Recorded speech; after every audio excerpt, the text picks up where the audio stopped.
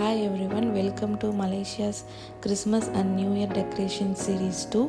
நம்ம லாஸ்ட் வீடியோவில் த கார்டன்ஸ் மாலில் எப்படி டெக்கரேஷன் பண்ணியிருந்தாங்க அப்படிங்கிறத பார்த்தோம். நம்ம என்னதான் எத்தனை மாலை விசிட் பண்ணி பார்த்தாலுமே அங்கே எவ்வளோ அழகழகாக டெக்கரேஷன் பண்ணியிருந்தாலுமே மலேசியாவுக்குன்னு அடையாளமாக இருக்கிற ட்வின் டவரை போய் விசிட் பண்ணி பார்க்குற மாதிரி இருக்குமாங்க. அதுவும் அந்த கிறிஸ்மஸ் லைட்டில் அந்த ட்வின் டவர் ஜொலிக்கிறத பார்க்குறதுக்கே அவ்வளோ ஒரு அழகாக இருந்துச்சு. ஸோ நம்ம ட்வின் டவர் போகணும் அப்படின்னா இந்த சுராயா கேஎல்சிசி அப்படிங்கிற மாலை தாண்டி தான் நம்ம ட்வின் டவர் போக முடியும். அதனால் போகிற போக்கில் இந்த டெக்கரேஷனையும் பார்த்துட்டு போவோம் அப்படின்னு சொல்லி நாங்கள் இங்கே பார்த்தோம். ஸோ அதை நான் என்னால் முடிஞ்ச அளவுக்கு அதை நான் வீடியோவில் கவர் பண்ணியிருக்கேன். ஸோ அதை உங்கள் கூட தான் இந்த வீடியோவில் நான் ஷேர் பண்ணியிருக்கேன்.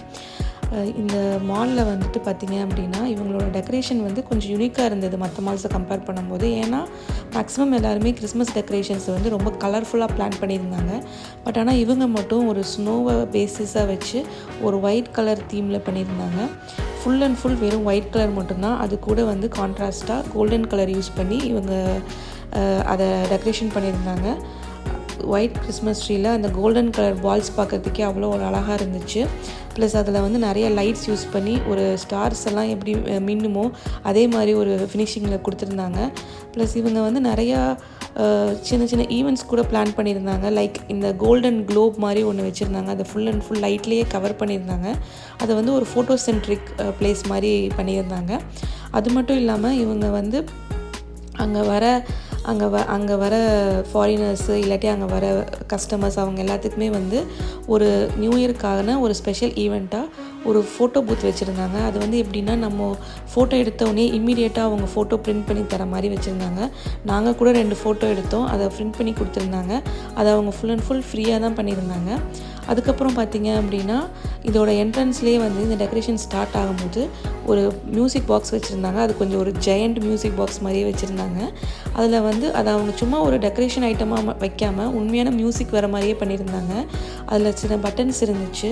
அதுக்கு பக்கத்துலேயே நிறைய சாங்ஸும் லிஸ்ட் பண்ணியிருந்தாங்க. ஸோ நம்ம அந்த பட்டன்ஸ் ப்ரெஸ் பண்ணும்போது அதிலேருந்து சாங்ஸ் ப்ளே ஆனிச்சு. அதை வந்து கிட்ஸ் எல்லாமே ரொம்ப என்ஜாய் பண்ணி பார்த்தாங்க. உங்களுக்கு பார்த்தாலே தெரியும்னு நினைக்கிறேன் இவ எவ்வளோ என்ஜாய் பண்ணியிருப்பா அந்த இடத்த அப்படின்னு. அவளோட எக்ஸிபிட் பார்த்தாலே உங்களுக்கு தெரியும். ஸோ நாங்கள் இந்த இடத்த எக்ஸ்ப்ளோர் பண்ணி முடிச்சதுக்கப்புறமா ட்வின் டவரை போய் பார்க்கலான்னு சொல்லிட்டு போனோம்.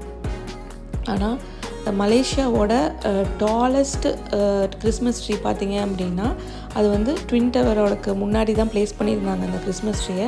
இதாங்க அந்த கிறிஸ்மஸ் ட்ரீ. இதுதான் வந்து மலேசியாலே டாலஸ்ட் கிறிஸ்மஸ் ட்ரீ அப்படின்னு சொல்கிறாங்க. எவ்ரி இயர் வந்து இங்கே வந்து ஒரு கிறிஸ்மஸ் ட்ரீ செட் பண்ணி அதை லைட்டிங் பண்ணுறதே ஒரு பெரிய ஸ்பெஷல் ஈவெண்ட்டாக வச்சு அவங்க பண்ணுவாங்க.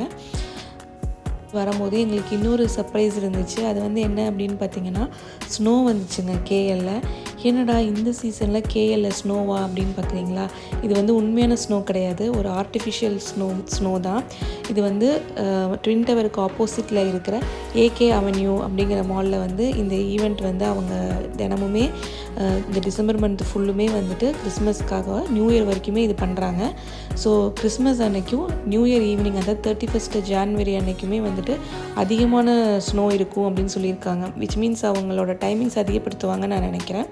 ஸோ இந்த இடத்துல பார்த்தீங்க அப்படின்னா நாங்கள் போகும்போது ஒரு 7 o'clock நாங்கள் அங்கே போயிருப்போம். பட் ஆனால் 7:45 தான் அந்த ஸ்னோ ஸ்டார்ட் பண்ணாங்க. நாங்கள் போகும்போது அங்கே நிறைய பேர் இல்லை. நாங்கள் கூட நினச்சோம் சரி ஓகே நிறைய பேர் வரமாட்டாங்க அப்படின்னு. பட் ஆனால் அந்த டைம் ஸ்டார்ட் ஆகிற டைமுக்கு நிறைய பேர் வந்திருந்தாங்க. ஸோ நீங்கள் பார்த்தாலே தெரியும் அங்கே எவ்வளோ ஒரு க்ரௌட் இருக்குது அப்படின்னு. இந்த ஸ்னோவில் ட்வின் டவரை பார்க்குறதுக்கே அவ்வளோ ஒரு அழகாக இருந்துச்சுங்க. நான் வந்து இது வரைக்கும் இது வந்து உண்மையான ஸ்னோவோ இல்லை ஆர்டிஃபிஷியல் ஸ்னோவோ, பட் ஆனால் இதை நான் உண்மையான ஸ்னோவாக நினச்சி தான் என்ஜாய் பண்ணேன்.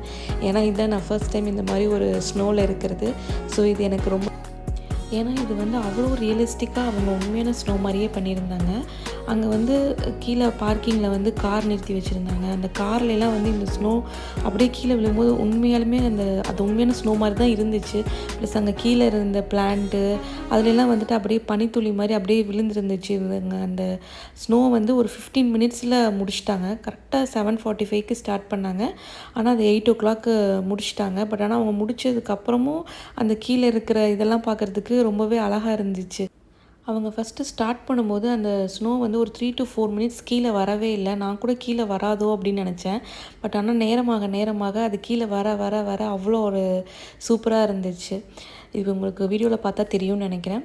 ஓகே, இந்த வீடியோ உங்களுக்கு பிடிச்சிருக்குன்னு நான் நினைக்கிறேன்.